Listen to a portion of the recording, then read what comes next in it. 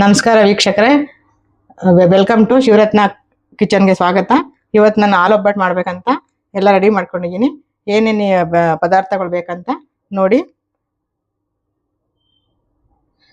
ಹಾಲು ಅರ್ಧ ಲೀಟ್ರ್ ತೊಗೊಂಡಿದ್ದೀನಿ. ಹಸಿ ತೆಂಗಿನಕಾಯಿ, ಏಲಕ್ಕಿ ಕಾಯಿ 4, ಮತ್ತು 1 ಕಪ್ ಸಕ್ಕರೆ, ಚಿರೋಟಿ ರವೆ 1 ಕಪ್ಪು, ಮತ್ತು ಮೈದಾ ಹಿಟ್ಟು, ರುಚಿಗೆ ಸ್ವಲ್ಪ ಉಪ್ಪು.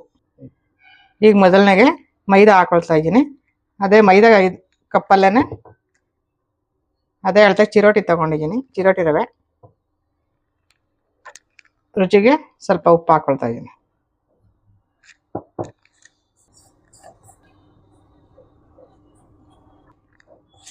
ನೀರು ಹಾಕೊಂಡು ಸ್ವಲ್ಪ ಗಟ್ಟಿ ಕಲಿಸ್ಬೇಕು. ತುಂಬ ತೆಳುವಾಗಬಾರ್ದು.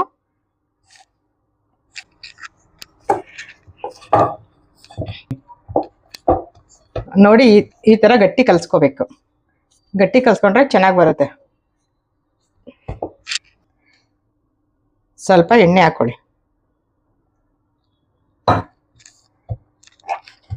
ಎಣ್ಣೆ ಹಾಕ್ಬಿಟ್ಟು ಮಿದ್ಬಿಟ್ಟು 1-2 ಅವರ್ಸ್ ನೆನೆಯಕ್ಕೆ ಬಿಡ್ಬೇಕಿದು.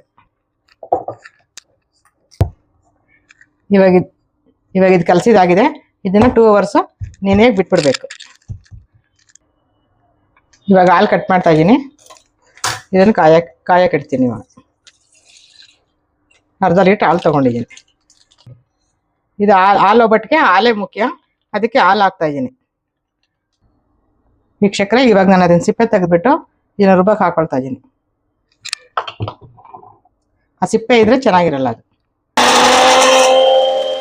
ಸ್ವಲ್ಪ ನೀರು ಹಾಕೊಂಡು ರುಬ್ಕೋಬೇಕು.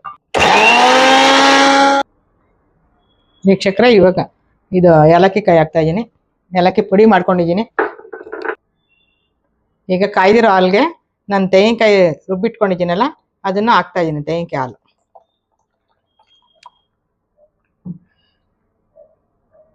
ಅದು ಹಾಕಿದ್ರೆ ಟೇಸ್ಟ್ ಚೆನ್ನಾಗಿ ಬರುತ್ತೆ.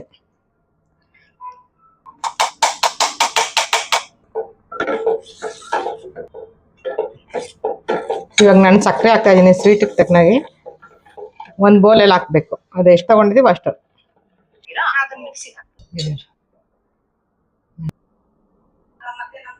ತುಪ್ಪ ಹಾಕೊಳ್ಳೋಣ ಪೂರಿ ತೆಲ್ಸ್ಕೊಳ್ಳೋದಕ್ಕೆ. ಇದನ್ನ ತುಪ್ಪದಲ್ಲೇ ಕರಿಬೇಕು, ಅವೆಲ್ಲ ಟೇಸ್ಟ್ ಚೆನ್ನಾಗಿ ಬರೋದು. ಪೂರಿ ಮಾಡ್ಕೊಳ್ಳೋಣ. ತುಪ್ಪ ಕಾಯಕ್ಕಿಟ್ಟಿದ್ದೀನಿ. ತುಪ್ಪ ಕಾಯೋಷ್ಟರಲ್ಲಿ ಇದನ್ನ ಒಸ್ಕೊಳ್ಳೋಣ. ಅಕ್ಕಿ ಹಾಕೊಂಡು ಇದನ್ನ ಪೂರಿ ತರ ಮಾಡ್ಕೋಬೇಕು. ಇದನ್ನ ಒಸೆಯೋದಕ್ಕೆ ಅಕ್ಕಿ ಹಾಕೋಬೇಕು.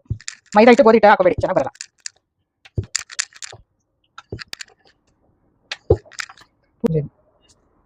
ಹೊಸದಾಗಿದೆ. ಇವಾಗ ಇದನ್ನ ತೇಲ್ಸ್ಕೊಳ್ಳೋಣ. ತುಪ್ಪ ಕಾಯಿದೆ. ಇವಾಗ ನಾನು ಇದನ್ನ ಕರಿಯೋದಕ್ಕೆ ಹಾಕ್ತಾ ಇದ್ದೀನಿ.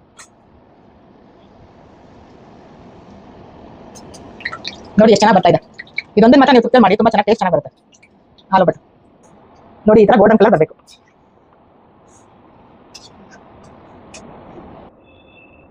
ಈಗ ಪೂರಿ ರೆಡಿ ಆಗಿದೆ. ಇವಾಗ ಇದನ್ನ ಹಾಲು ನೆನೆಸ್ಕೊಳ್ಳೋಣ. ನೋಡಿ ವೀಕ್ಷಕರೇ, ಈ ತರ ಪುಡಿ ಮಾಡ್ತಾ ಇದ್ದೀನಿ.